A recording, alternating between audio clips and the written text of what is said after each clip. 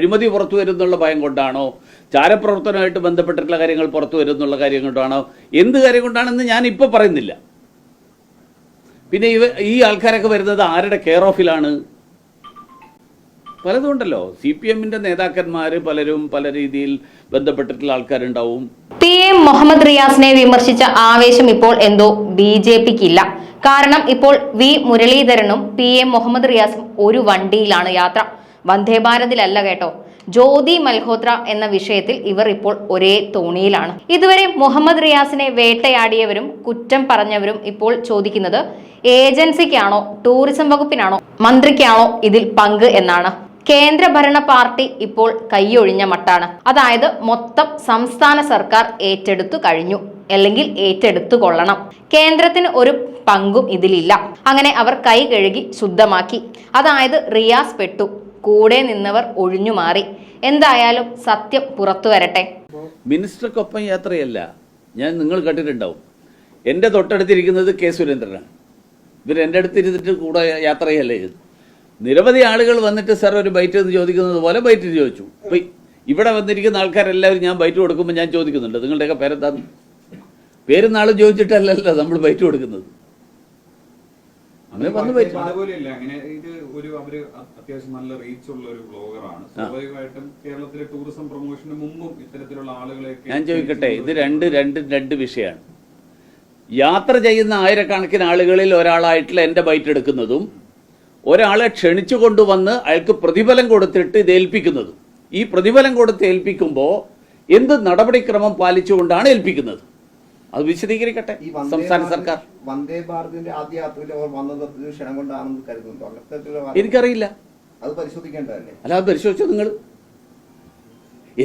ഞാൻ പറഞ്ഞില്ലല്ലോ പരിശോധിക്കേണ്ട. ആർക്ക് വേണമെങ്കിലും പരിശോധിക്കാം. ഇവര് യാത്രയിൽ സ്വയം വന്നതാണോ, ആരെങ്കിലും ക്ഷണിച്ചിട്ട് വന്നതാണോ, ഇവർക്ക് ആരാ ടിക്കറ്റ് കൊടുത്തത്, അതോ അതിൽ പാസ് കൊടുത്തത്, ഇതൊക്കെ അന്വേഷിക്കുന്നതിൽ ആർക്കും വിരോധമില്ലല്ലോ. കേന്ദ്രമന്ത്രിയായിരുന്നല്ലോ, സ്വാഭാവികമായിട്ടും അന്ന് കേരള പോലീസിന്റെ പ്രൊട്ടക്ഷനും അതേപോലെ തന്നെ കേരള പോലീസിന്റെ ഒരു സുരക്ഷാ സംവിധാനം അങ്ങനെയൊക്കെ ഉണ്ടായിരുന്നില്ല. എനിക്ക് അങ്ങനത്തെ ഒരു സംവിധാനമൊന്നും ഇല്ലായിരുന്നു. കാരണം എന്താ വെച്ചാൽ എൻ്റെ കൂടെ അങ്ങനെ വലിയൊരു പ്രൊട്ടക്ഷൻ ഫോഴ്സ് ഒന്നും കേരളത്തിൽ ഞാൻ മന്ത്രിയായിരുന്ന കാലത്ത് ഉണ്ടായിട്ടേ ഇല്ല. ഒരു ഗൺമാൻ കൂടെ ഉണ്ടാവുമായിരുന്നു, അത്രേ ഉള്ളൂ. അദ്ദേഹത്തിന് എൻ്റെ ആശ്രയിച്ചിട്ടല്ലല്ലോ. ഞാൻ എൻ്റെ ഒരു പൊതുപ്രവർത്തകൻ എന്നുള്ള നിലയിൽ, മന്ത്രി എന്നുള്ള നിലയിലുള്ള പ്രത്യേക തരത്തിലുള്ള ഒരു സുരക്ഷയും ഞാൻ ആവശ്യപ്പെട്ടിട്ടില്ല, ഉണ്ടായിട്ടില്ല. ഈ സർക്കാർ പറയുന്ന ഒരു കാര്യം, ഇവര് വിവാദ കേസിൽ ചാരവൃത്തിയിൽ ഉൾപ്പെടുന്നതിന് മുൻപാണ് അവരെ ക്ഷണിച്ചത് എന്നാണ്. ശരി. അപ്പോ മാത്രമല്ല, അല്ല, എൻ്റെ ചോദ്യം ചാരപ്രവൃത്തി മാത്രമല്ല, നടപടിക്രമം എന്താണ്? ഇങ്ങനെ ആളുകളെ വിളിച്ചു കൊണ്ടുവരുന്നത് എങ്ങനെയാണ്? അത്തരം ആൾക്കാരെ ഐഡന്റിഫൈ ചെയ്യുന്നത്? ആരാ ഐഡന്റിഫൈ ചെയ്യുന്നത്? അതിന് പാലിക്കുന്ന രീതികൾ എന്താണ്? അതിന്റെ മാനദണ്ഡം എന്താണ്? അതുണ്ടെങ്കിൽ ഗവൺമെന്റ് അത് വ്യക്തമാക്കണം. അങ്ങനെ ഈ നമ്മുടെ ഇന്ത്യയിലേക്ക് വിനോദസഞ്ചാരികൾ യൂട്യൂബർമാരെയൊക്കെ ക്ഷണിച്ചു കൊണ്ടുവരാറുണ്ട്, അങ്ങനെ എന്തെങ്കിലും? അല്ല, എനിക്കറിയില്ല. അതൊക്കെ നിങ്ങൾ ബന്ധപ്പെട്ട മന്ത്രിമാരോട് ചോദിക്കുക. ഞാൻ പറയുന്നത്, നിങ്ങളിപ്പോ കൊടുത്തത് കേന്ദ്ര സർക്കാരിലല്ലോ. മാധ്യമങ്ങളിലൂടെ കേരള ഗവൺമെന്റ് ശ്രമിക്കുന്നത് അവരെ നേരിടുന്ന ചോദ്യങ്ങൾക്ക് ഉത്തരം പറയുന്നതിൽ നിന്ന് ഒഴിഞ്ഞു മാറാൻ വേണ്ടി V. മുരളീധരന്റെയും ബൈറ്റ് ഉണ്ടായിരുന്നു എന്നുള്ളതാണ്. V. മുരളീധരൻ എന്നുള്ള നിലയിലാണ് ഞാൻ വിശദീകരിക്കുന്നത്.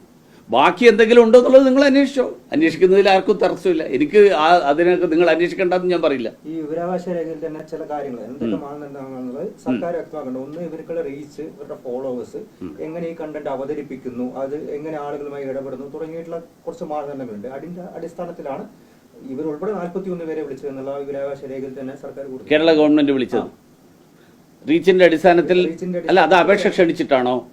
ഇവരെ ആരാ കണ്ടെത്തിയത്? ഇന്ത്യയിൽ ഏറ്റവും കൂടുതൽ റീച്ചുള്ള ആൾക്കാരാ ഇന്ന ആൾക്കാരാണെന്ന് ആരാ തീരുമാനിക്കുന്നത്? തന്നെയാണ് പറഞ്ഞത്. ഇതൊക്കെ ആരാണ്, എങ്ങനെയാണ് തീരുമാനിക്കുന്നത്? മന്ത്രിയുടെ ഓഫീസാണോ, ടൂറിസം വകുപ്പാണോ, ഏജൻസിയാണോ?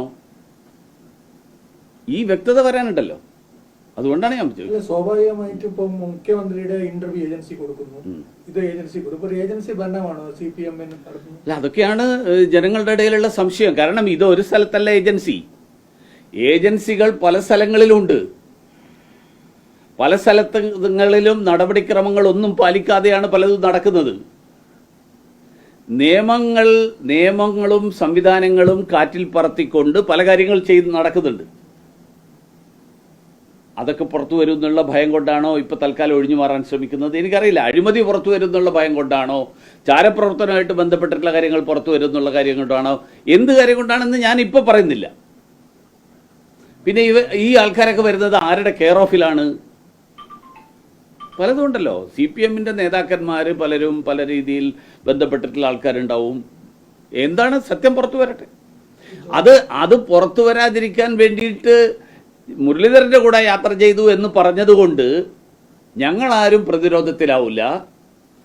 മാധ്യമങ്ങൾ അങ്ങനെ വാർത്ത കൊടുത്തതുകൊണ്ട് ഞങ്ങൾ പ്രതിരോധത്തിലാവില്ല.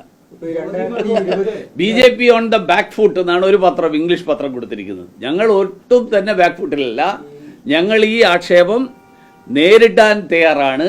ഈ ആക്ഷേപത്തിന്റെ പേരിൽ CPM നടത്തിയിട്ടുള്ള ക്രമക്കേടാണെങ്കിൽ ആ ക്രമക്കേട് മറച്ചു വെക്കാൻ ഒരിക്കലും സാധിക്കില്ല.